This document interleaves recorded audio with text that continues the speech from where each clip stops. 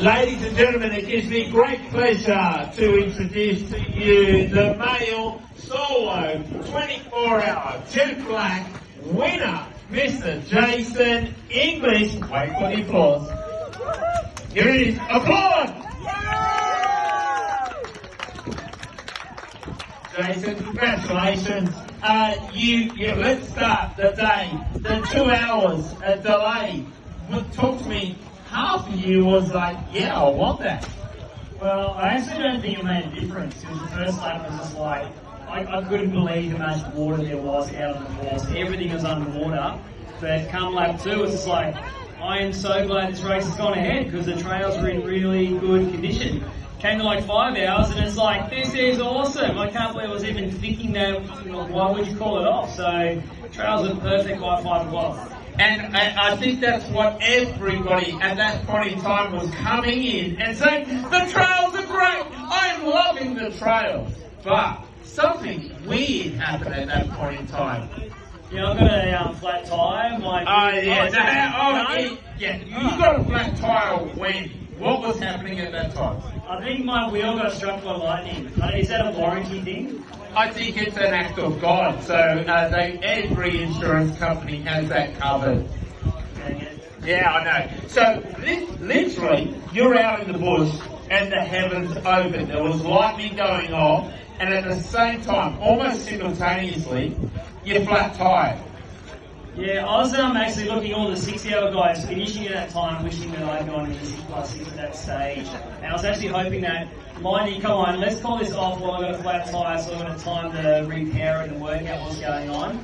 But yeah, my rim completely blew to smithereens, so I had about a 1.5k run in the lightning to try and look for cover. So I'm going to put it in my words. You got a flat tyre, you fixed it, it didn't fix, so you rode it on the rim, and the rim decided to write a suicide note. It gave up on life and it destroyed itself. It was on display here. There was no saving it. You had to run how far to get back here? Oh, I need to clarify, there was no rim riding at all. It just decided it had enough. It wasn't going to do the whole 24 itself.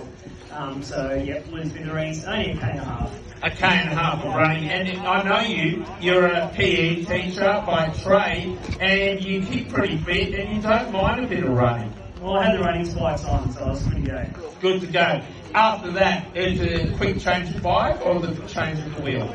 I had lent my other bike to one of the juniors who was just getting it ready to go for their night ride, and I had to kind of break into it. And I actually need that back wheel, but with a bit of a rejig, we were all happy and got to ride a dual each through the night, and crisis averted.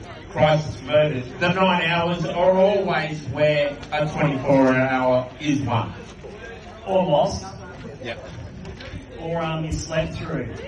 And I didn't sleep the whole way through it, but I got a little bit of a lead by 4 o'clock, and I thought it was very safe for me to have a head nod while sitting on a chair rather than out in the bush. Everybody who, and again, I've never done a 24 solo, but everybody talks about the moment the sun comes up. No one expected the sun, and you wouldn't have known what the weather forecast was. When you saw the morning light hit you, how were you feeling? I was just looking at the stars when the moon came out. I was like, game on, this is going to be a really good finish to the event, and that's how it worked out. We had marshals out there that actually were hosing the track down for me in places to keep the dust down. That's kind of what it was like. Look, a big shout out. I've got to say a shout out. I love the music midway. You got it both directions. That was so cool. Everyone loves the 1990s rocks. Everyone loves it. Yeah. Let's bring it home. You got a bumper. You knew it's done, but you still had a lot of daylight hours to ride. Yeah, my hands were quite happy to pull the pin fairly early there. It's a bit of a rough track, you're doing a lot of braking and gear changing the whole way through. So yeah, certainly happy to pull up half an hour early. You just popped Wembo, and today you knew coming into 24-hour, you've done it before, you know how to do it. It was going through the motions, and it's weird. But going through the motion ends up with you being the best rider here. It's no doubt you are the greatest 24-hour rider of all time. We don't expect Corey Wallace to last that long. What about you? I'm hoping someone else can beat him. Yeah, he's going well. But ladies and gentlemen, may I present to you not only the Jetblack 24-hour champion, but the greatest solo 24-hour rider of all time, Mr.